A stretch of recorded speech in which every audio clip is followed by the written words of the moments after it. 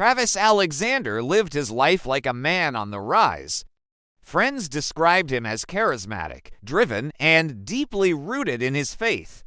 Born into hardship, he declawed his way out of a childhood defined by instability to build a future of purpose and ambition.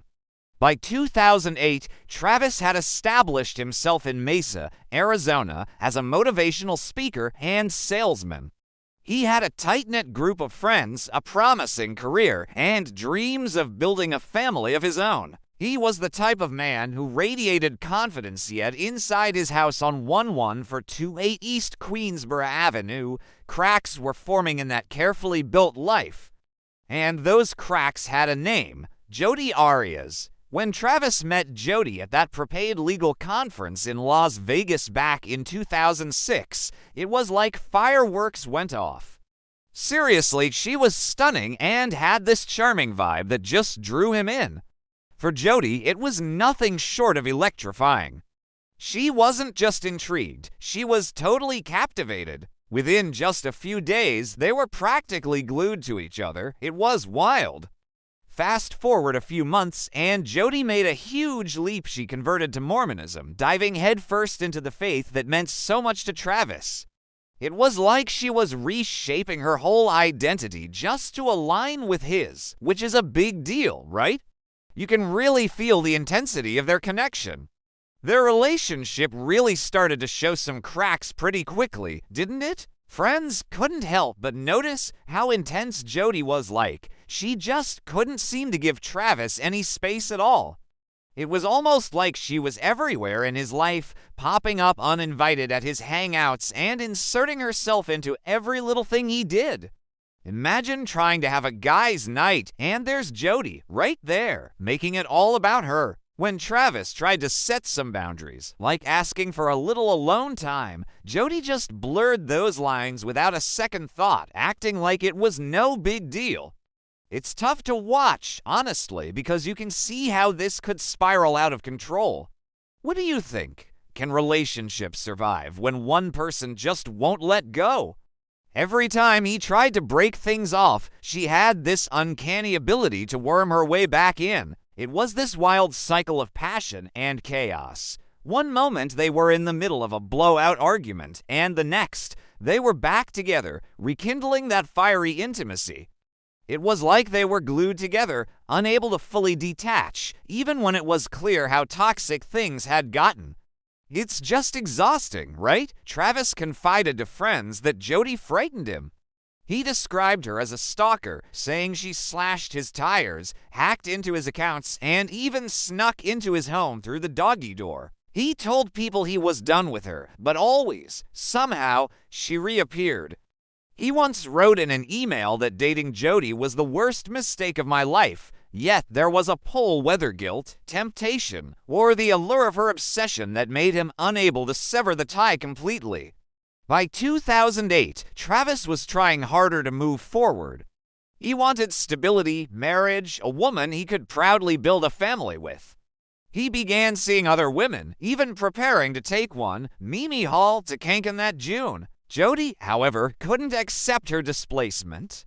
She had already uprooted her life-moving states, reshaping her faith, tethering her identity to Travis's world. To lose him meant losing everything, and the more he pulled away, the darker her obsession grew. On June 2, 2008, Jodi rented a white Ford Focus in Redding, California. She borrowed gas cans from a friend, ensuring she could drive long distances without stopping where receipts or surveillance might record her. She dyed her hair brown. She turned her phone off. She staged her steps like a chess player planning a checkmate, each piece calculated to erase her trail. June 4th was the day Travis died. He had no idea she was coming. He spent the morning talking to friends, the afternoon at home. Sometime that day, Jodi arrived. Whether Travis invited her in or whether she let herself in, what followed was both strangely intimate and terrifyingly final. The two spent hours together. They were physically intimate. They posed for photographs images that would later resurface in court as haunting artifacts of the hours before his death. At 5:22 p.m., a digital camera captured images of Jodi and Travis in bed. At 5:29 p.m., the last known photo of Travis alive was taken, him standing in the shower, water cascading down his face, staring into the lens.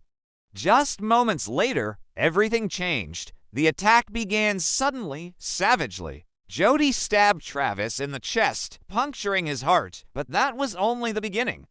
She stabbed again and again, her blade slicing into his back, his torso, his hands as he raised them in futile defense. Blood splattered the bathroom tiles, smeared onto walls as Travis stumbled, trying to escape the storm of violence.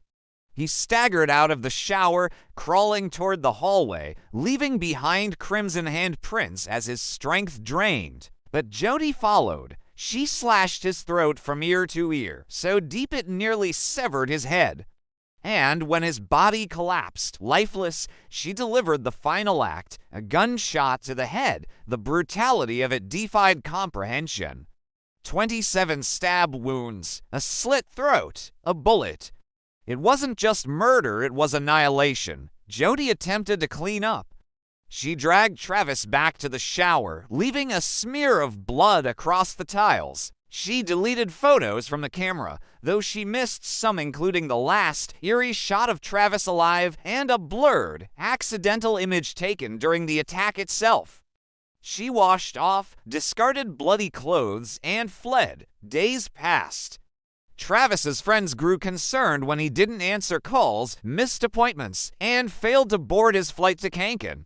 On June 9th, they entered his house. What they found was horror. Blood pooled across the bathroom floor. The smell of decomposition clung to the air. Travis's body, waterlogged and mutilated, lay crammed into his shower.